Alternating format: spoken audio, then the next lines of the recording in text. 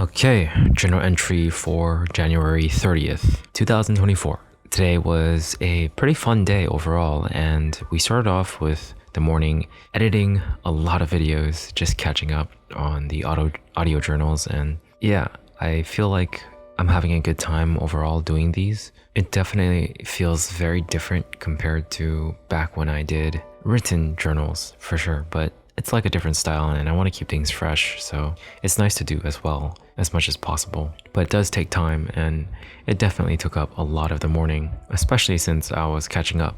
But hopefully we can keep this consistent from here on. So on my way to class, there's actually a McDonald's nearby the school, so we got a teriyaki burger and tried it out. It was good, but like not really something I would eat again. I feel like the McDonald's here is probably a little bit overhyped. I think they have way more of a selection for sure, but it still tastes like not like healthy or necessarily like quality food. So personally for me, I don't think I'm gonna be eating at McDonald's anymore. I never really ate at McDonald's in California to begin with, so I don't know why I decided to eat McDonald's more than once in Japan. But after that, class started and I felt a little sleepy this time around. And during the break, what I did was open the blinds a bit more in the classroom, and one of my friends, he's a funny guy because he was sitting near the back, and when I opened the blinds, he just like said, "Ooh, like that's nice," and just like was very happy about me opening the window a bit more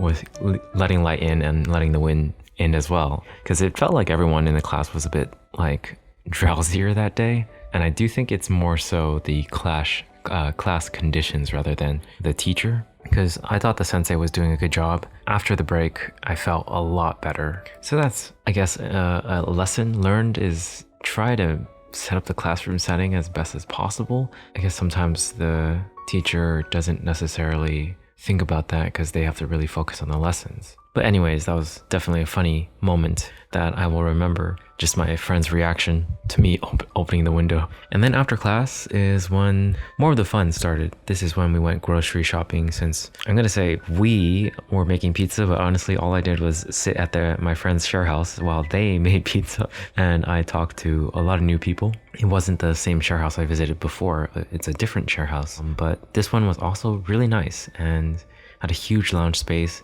with a mini pool table and just like a living room area, nice kitchen. Definitely, in my opinion, way better than the share house I'm in right now. Not that the share house I'm in sucks or anything, but just the communal area was just amazing. So I got to meet some of the people there.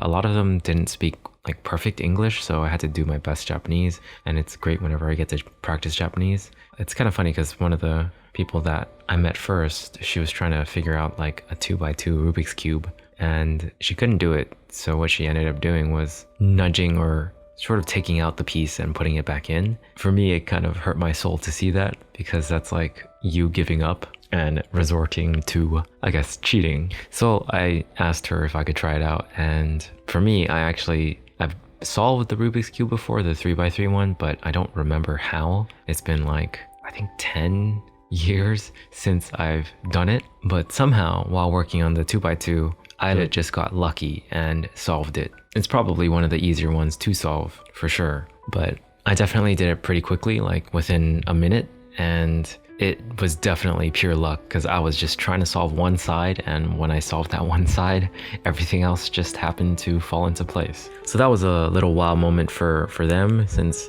they couldn't solve it. So I got to meet everyone afterwards, and just we worked on a different Rubik's Cube. It was sort of like a diagonal version of one. I could not figure that one out. That was very difficult, but it was just fun trying to like figure out the patterns and how it works without any instructions, and sort of just using logic and intuition. After that, we played a card game called Bang. That was pretty entertaining. I ended up winning. I was the vice, I believe, and the sheriff was one of the people I met. So me and her won. I think pretty much in it. It was a little bit close because in the game there's outlaws and they're trying to kill the sheriff. And so the sheriff went up to about like 2 life before we ended up taking on the outlaws, and then we double teamed the renegade at the end, so we won. That was really fun too. It was a really long game, but I got to talk to more of them, get to know what they're up to, hear a little bit of their stories and past. Not everyone was like Japanese, but a lot of them could speak Japanese really, really well. Definitely inspirational.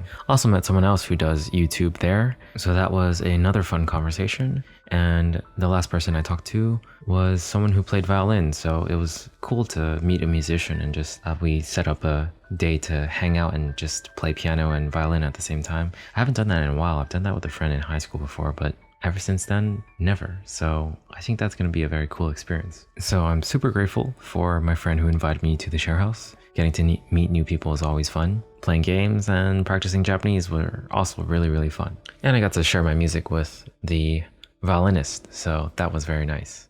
And that's pretty much it for this day, I'd say. For me, one of the things I'm taking away from this day is it's worth trying your best to engage with the new group, because I was very aware that the people at the share house, they were together playing with each other, while the friends that I made in the school who were also invited to the share house, they were also together and playing together. So it was sort of like 2 separate groups, but I did my best to engage with the other group, and they were very nice, welcoming, and super glad about that. But I do feel like it would have been super easy for me to just stick with the friends that I'm already comfortable with, because there was definitely some resistance for me to just engage with the new people. So I gotta thank the Rubik's Cube for that. Sometimes just being curious to what somebody else is up to, or what the group is up to, is enough. Alright, that's it for this one. I'll catch you guys in the next one.